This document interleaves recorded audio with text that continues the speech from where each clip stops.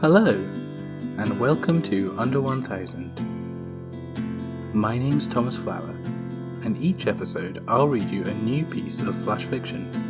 All of the stories are 1000 words or less. Today, I'll be reading Hollow Walls.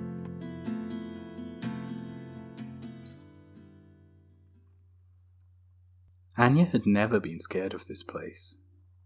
Though she had heard whispers about the building being cursed around the town, she had always ignored them, thinking them to be the overactive imaginings of others. She, in contrast, had always believed that there was something magical about the old mansion on the hill. It appeared to her to be some perfect time capsule of a bygone era, hidden beneath dust and vines. And now, after many years, she was finally about to call it her home. Moving in was a laborious process, but Anya still wasn't put off by it. She had a group of friends to help her after all, and in any case, she found it more like a game than a chore. Unpacking her furniture and keepsakes into the many rooms of the house was a long and slow process, definitely, but it only added to the excitement of thinking of the space as her own. As she placed each item with care, she was able to imagine herself sleeping in the master bedroom, hosting friends in the ornate dining room, or spending a quiet evening at home watching her favourite shows on her giant TV in the living room. It was only later that night, after her friends had left and she was alone in the space, that she started to feel slightly uneasy. A low hum could be heard, reverberating throughout the house. Anya checked the fridge and other appliances, wondering if their sounds could have been amplified somehow, but couldn't find the source of the noise. Instead, it was all around, seemingly coming from nowhere, but rather lingering, as though it were part of the very air itself. As she went to bed that night, Anya had her first doubt about her choice to move in. When she awoke the following morning, her worries had cleared. The hum seemed to have dissipated, and the building returned to its delightfully shabby state in her eyes. She cooked herself a large breakfast and thought about what she would do during the day ahead. It was only as she was finishing the last scrap of eggs on her plate that she heard a loud crack coming from the living room. It sounded like something had fallen or broken. Anya wondered if perhaps one of her vases of flowers had slipped from the mantelpiece.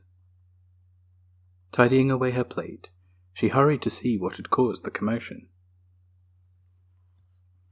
When she got to the living room, she could barely notice anything out of place. The flowers sat just as she had left them, arranged beautifully above the fireplace. Everything seemed to be as it was, no signs of disturbance at all. It was only as she was turning to leave that she noticed a newly chipped section of the back wall.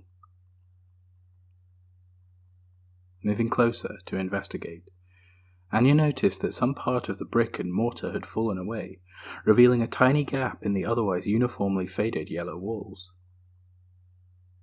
Looking carefully at the crack, she could see that it revealed a hollow segment underneath.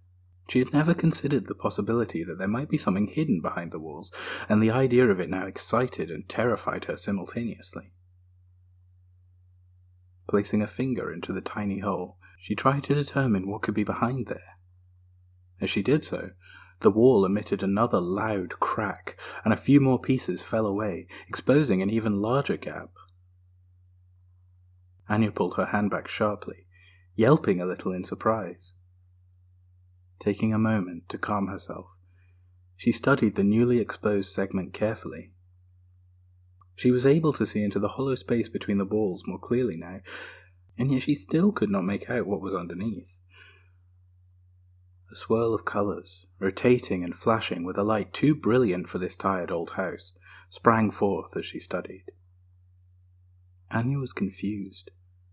What could be behind there that could be causing such a thing? She felt drawn towards this strange glimmer of anachronism in the mansion now. It was almost magnetic. She was consumed by a passionate need to find out more, almost as though something behind the wall was calling out to her. In a frenzy, she dug her fingers and then hands into the crack, excavating more and more as brittle pieces fell away. Something was revealing itself to her, and yet she still could not tell what. The lights shone more brightly now, almost blinding her as she continued to bury her way towards them. When the hole had become large enough for her to step inside, she was able to see clearly. This strange break in the wall had revealed another hole of a sort. It was composed of the brightly shining colours Anya had seen before, rippling and swirling in an otherworldly fashion. Beyond those, she could not see anything. Where did this new discovery lead? Scared now, but determined to see all the secrets this mansion held, Anya approached the strange vortex. Standing in front of it, in the cramped cranny that was this hidden space, she wondered what to do next. Beginning as she had before, she reached a single finger out. She found that it would fit easily. It was as though there were an unending plethora of space behind this strange, colourful oddity. Anya continued to move forward, reaching in her hand and then her arm, and finally her entire body. As she left, the crack in the wall behind her closed and resealed. Anya did not even notice as she was sealed away behind the wall, and then, inside the strange vortex, she was simply gone. The house stood empty once again. The dust settled, and the plate lay drying in the sink. It had happened again.